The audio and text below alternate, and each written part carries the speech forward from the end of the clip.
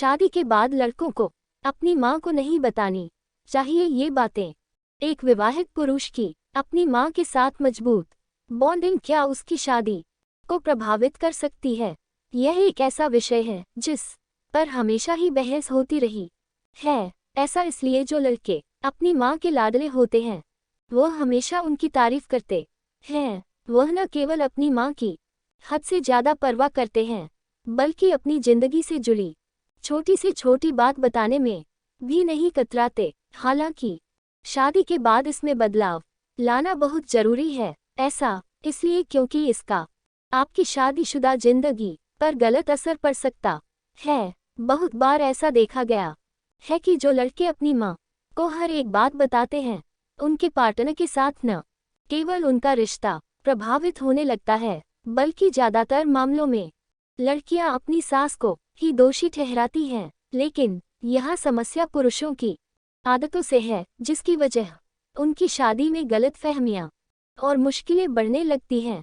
हालांकि हम ऐसा बिल्कुल नहीं कह रहे हैं कि शादी के बाद आप अपनी माँ को हर बात बताना छोड़ दें, लेकिन सबसे अच्छा तो यह है कि शादी से पहले ही आप एक सीमा तय कर लें कि आपको अपनी माँ से मैरिड लाइफ से जुड़ी किन चीज़ों को शेयर करना है। इस तरह की प्रैक्टिस से न तो आपकी माँ को बुरा लगेगा न ही जीवन साथी के साथ किसी तरह की झड़प होगी। शादी के शुरुआती दिनों में हर माँ को चिंता रहती है कि मेरा बेटा उस लड़की के साथ खुश तो है।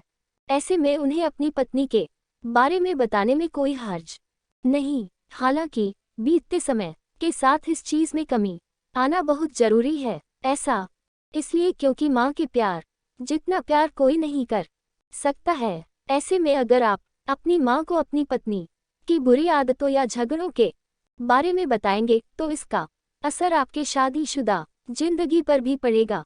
ऐसा इसलिए क्योंकि कोई लड़की नहीं चाहती कि उसका पति उसकी कमियों को अपनी माँ को बताएं।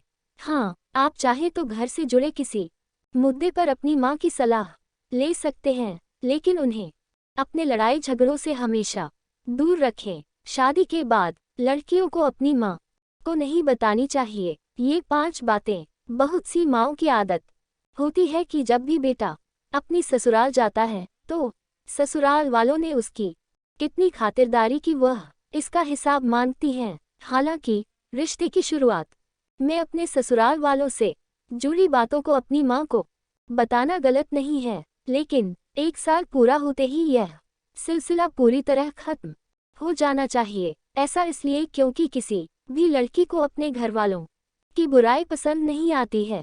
वह अब आपके परिवार का हिस्सा हैं। उनके घर के लेन देन के हिसाब से उनके साथ व्यवहार करना बहुत ही गलत होगा। इस बात में कोई दो राय नहीं कि जिन रिश्तों में भावनात्मक संबंध की कमी होती है वहाँ महिलाओं के लिए अपने जीवन साथी के साथ शारीरिक अंतरंगता स्थापित करना मुश्किल हो जाता है। ऐसा इसलिए क्योंकि महिलाओं के लिए सेक्स रोमांटिक भावनाओं से प्रेरित होता है। ऐसे में अगर आपकी पत्नी आपके करीब नहीं आ रही है या वह अभी बच्चे करने को तैयार नहीं है तो इन बातों को अपनी माँ से शेयर करने से बचें। यह पूरी तरह आप दोनों का निजी मामला है। पति पत्नी के मामले में अगर आपकी माँ शामिल होंगी तो उनकी सोचने का नजरिया एकदम से अलग होगा, जिसकी वजह से भी चीजें खराब हो सकती हैं। माँ से पूछकर ही हर काम करना। माँ से पूछकर ही हर काम करना।